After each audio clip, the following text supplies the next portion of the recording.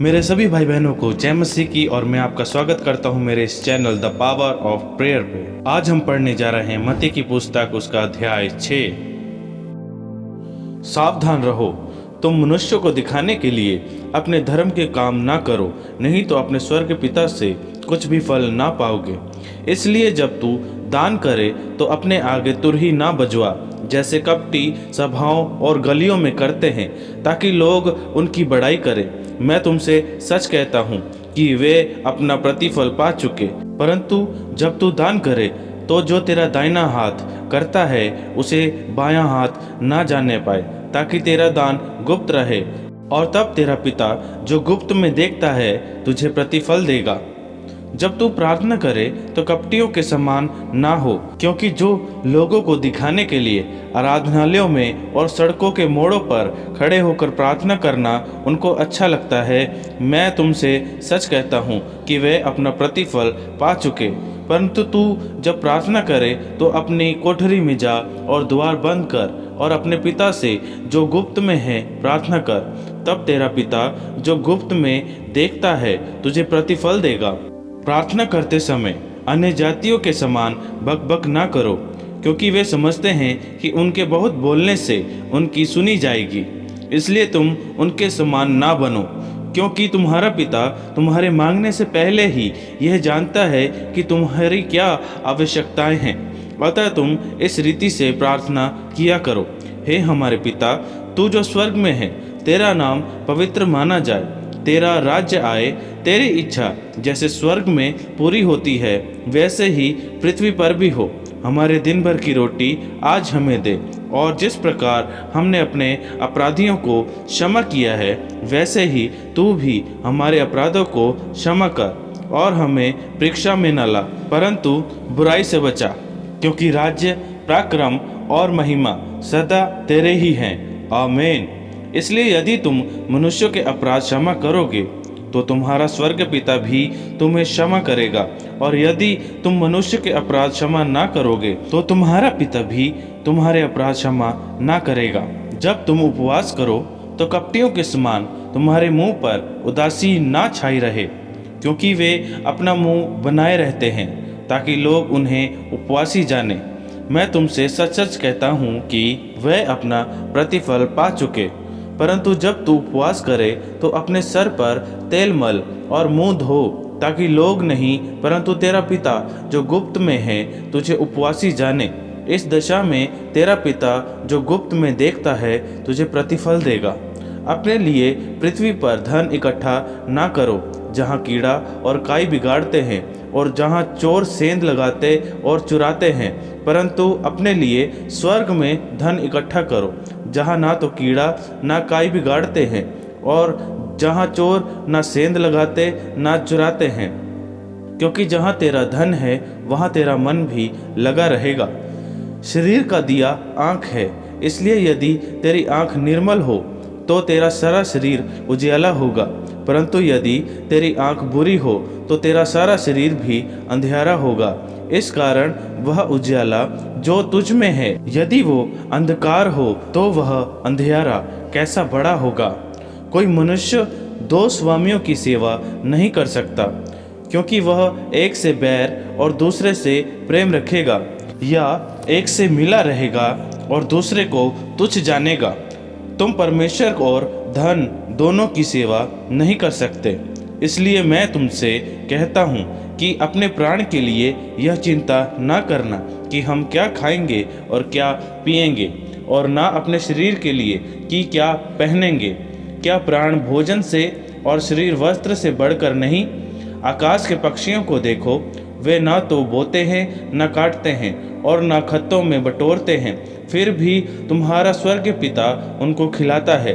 क्या तुम उनसे अधिक मूल्य नहीं रखते? तुम में कौन है जो चिंता करके अपनी आयु एक घड़ी भी बढ़ा सकता है? और वस्त्र के लिए क्यों चिंता करते हो? जंगली सूसनों पर ध्यान करो कि वह कैसे बढ़ते हैं। वे ना तो परिश्रम करते और ना काटते हैं, तो भी मैं तुमसे सच कहता हूँ कि सुलेमान भी अपने सारे वैभव में उनसे किसी के समान वस्त्र पहने हुए ना था। इसलिए जब परमेश्वर मैदान की घास को, जो आज है और कल भाड़ में झोंकी जाएगी, वैसा वस्त्र पहनाता है, तो हे अल्पविश्वासियों, तुमको वह इनसे बढ़कर क्यों न पहनाएगा। इसलिए तुम चिंता करके ये न कहना कि हम क्या खाएंगे या क्या पिएंगे या क्या पहनेंगे, क्योंकि अन्य जाति भी इन सब वस्तुओं की खोज में रहते हैं। पर तुम्हारा स्वर्ग पिता जानता है कि तुम्हें इन सब वस्तुओं की आवश्यकता है। इसलिए पहले तुम परमेश्वर के राज्य और उसके धर्म की खोज करो, तो ये सब वस्तुएं भी तुम्हें मिल जाएंगी। अतः कल की चिंता ना करो, क्योंकि कल का दिन अपनी चिंता आप कर लेगा। आज के लिए आज का ही दुख बहुत है। अभी हमने पढ़ा कि प्रभु यीशु मसीह दान के विषय में हमें क्या समझाते हैं। प्रभु यीशु मसीह ने खास ध्यान देने के लिए कहा है, क्योंकि लिखा है, सावधान रहो कि दूसरों को दिखाने के लिए धार्मिक कामों को मत करो, क्योंकि इससे हमें कुछ भी फल मिलने नहीं वाला। क्योंकि स्वर्ग राज भी अभी गुप्त है और सब पर स्वर्ग राज प्रकट नहीं हुआ, वो गुप्त है अभी भी। तो अपने दान को भी गुप्त ही होना चाहिए। और दूसरा कुलुसियों उसका 3 अध्याय उसका 23 और 24 वचन, जो कुछ भी आप करते हैं उसे पूरी इच्छा के साथ करो, क्योंकि दान मनुष्यों के लिए नहीं परंतु परमेश्वर के लिए करते हैं, और ऐसा करने से स्वर्ग में हमारे लिए इनाम है और हमें ऐसे सेवा समझकर करना चाहिए। और वचन 5 में प्रभु यीशु मसीह हमें प्रार्थना करना सिखाते हैं। जी हाँ, जिसको हम यीशु मसीह की प्रार्थना से भी जानते हैं। और यहाँ भी प्रभु यीशु मसीह प्रार्थना के विषय बोल रहे हैं कि किस प्रकार की प्रार्थना को परमेश्वर सुनते हैं। अपनी इच्छा पूरी करने के लिए लोग परमेश्वर की इच्छा को टाल देते हैं। दूसरों के सामने खुद को धर्मी दिखाने के लिए भीड़ में लोगों के बीच में प्रार्थना करते हैं। इसलिए प्रार्थना को भी प्रभु यीशु गुप्त में करने को कहते हैं और प्रार्थना करना सिखाते हैं कि किस प्रकार प्रार्थना करना चाहिए। हम वचन 9 से 14 तक पढ़ते हैं और वचन 16 में प्रभु यीशु मसीह हमें उपवास के बारे में बताते हैं कि हमें उपवास किस तरह करना चाहिए। उपवास बहुत महत्वपूर्ण विषय है। जब हम फास्टिंग में होते हैं, उस उपवास के विषय यीशु हमें बताते हैं कि उपवास कैसे करें। नंबर 1 पर उदासी। उपवास के दौरान कईयों के चेहरे मुरझाए हुए होते हैं। फिर जब कोई उससे पूछता है कि तुम्हारा मुंह क्यों उतरा हुआ है, फिर उपवासी जवाब देता है, कुछ नहीं, बस फास्टिंग में चल रहा हूँ, लोगों को नहीं दिखाना कि हम उपवास में हैं। इसलिए यीशु कहते हैं कि उपवास के समय तुम्हारे चेहरे पर उदासी ना हो, पर इसके विपरीत अपना मुंह धोकर, सिर पर तेल लगाकर, अच्छा सेंट लगाकर उपवास में हो। मतलब दूसरों को पता भी ना चले कि आप उपवास में हैं। और मैं अपने बारे में बताऊं तो मैं परमेश्वर से बात करने के लिए उपवास करता हूं, क्योंकि एक उपवास ही है जिसमें हमें परमेश्वर से सीधे बात करने का मौका मिलता है। और मत्ती 9 अध्याय उसके 15वें वचन में यीशु ये बात कहते हैं कि जब दुल्हा बाराती के साथ है तब बाराती शोक नहीं करते, पर जब दुल्हा उनसे अलग होगा तब वो शोक करेंगे। और एक ही तरीका होगा दुल्हे से बात करने का और उसे महसूस करने का, और वह उपवास है। जी हाँ, आप उपवास में परमेश्वर को महसूस भी कर सकते हैं। उपवास के समय हम अपना पूरा समय परमेश्वर के साथ बिताते हैं और उस समय वो हमारी बात सुनता है और अपने अभिषेक और अपनी आशीषों से भर देता है।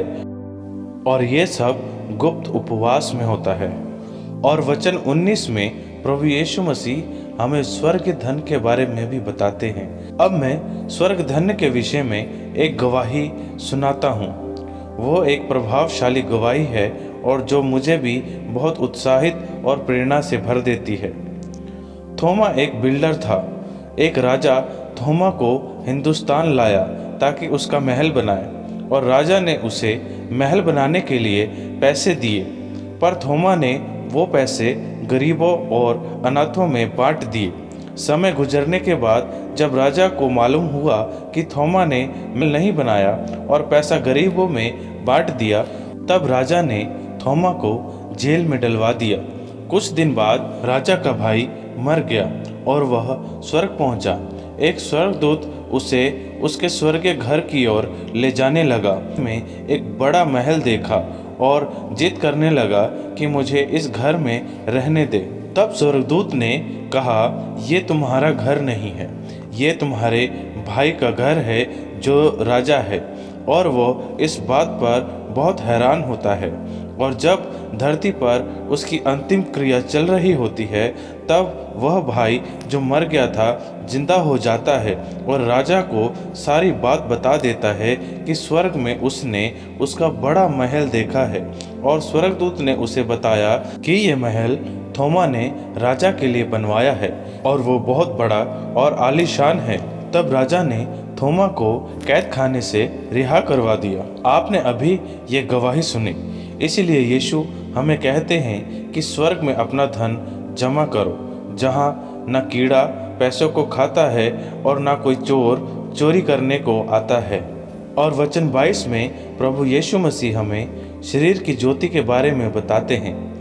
ये वचन हमें पूरी तरह से चमकने के लिए कहता है, क्योंकि जब घर की लाइट डिम हो तब कुछ ठीक से नहीं दिखाई देता, और जब पूरा वोल्टेज होता है तब बल्ब पूरी रोशनी देता है, तब हमें पूरा साफ दिखाई देता है। और यीशु इस ही बात को कर रहे हैं कि जब तेरी आँख जो शरीर की रोशनी है वो साफ हो तो तेरा पूरा शरीर साफ होगा। और जब वही आँख जो रोशन थी, जब पूरा शरीर बड़ा रोशन था, वो आँख के बुरी होने से वो सारी रोशनी अंधेरे में बदल गई, और जो रोशनी होने से आशीष थी, अंधेरा होने पर वे सब आशीषें श्राप में बदल गई। यीशु इस बात की फिक्र करते हैं कि हमारा मन, हमारी आँख, हमारा शरीर है वो उजला रहे, यानी रोशन रहे। वह हमें बड़े अंधकार में नहीं देखना चाहता। तो अपनी आँख के विषय सोचें कि वह रोशन है या अंधकार में है, तो उसके लिए भी प्रार्थना करें। और आगे वचन 24 से हम पढ़ते हैं कि हम दो स्वामियों की सेवा नहीं कर सकते। कई लोग पैसा कमाने के लिए कुछ भी करने को तैयार रहते हैं। गलत तरीके से कमाने वाला कभी प्रभु की ना तो सेवा कर सकता है और ना उसके पास स्वर्ग में जा सकता है। अब ऐसा भी नहीं है कि हम प्रभु में हैं तो कुछ कमाना नहीं है। हमें प्रभु के साथ चलते हुए सच्चाई के साथ कमाना है। अब प्रभु से मांगना है और फिर मेहनत करनी है, तब प्रभु हमें आशीषित करेंगे। इसलिए पैसों की, कपड़ों की, रोटी की चिंता, आपकी ज़रूरतों की चिंता आप प्रभु से प्रार्थना में बोलकर छोड़ दो और खुद उसकी चिंता ना करो। प्रभु यीशु यहाँ इस वचनों में विश्वास दिला रहे हैं कि मैं तुम्हारे बिना मांगे दूंगा, क्योंकि उसे आपकी चिंता हर खबर है। बस हमें प्रभु में आनंदित रहना है। और यहाँ 6ठा अध्याय समाप्त होता है। मैं आशा करता हूँ कि ये वीडियो आपको पसंद आए और इस अध्याय से आपको बहुत कुछ सीखने को और जानने को मिला और आप आशीषित भी हुए। तो चैनल को सब्सक्राइब करें और बेल आइकन को ऑल पर क्लिक करें ताकि मेरी हर वीडियो रोज समय पर आपको मिलती रहे। और इसको शेयर भी करें ताकि आपके साथ और भी लोग आशीष पा सकें। परमेश्वर आपको आशीषित करे। गॉड ब्लेस यू और सबको जय मसीह की।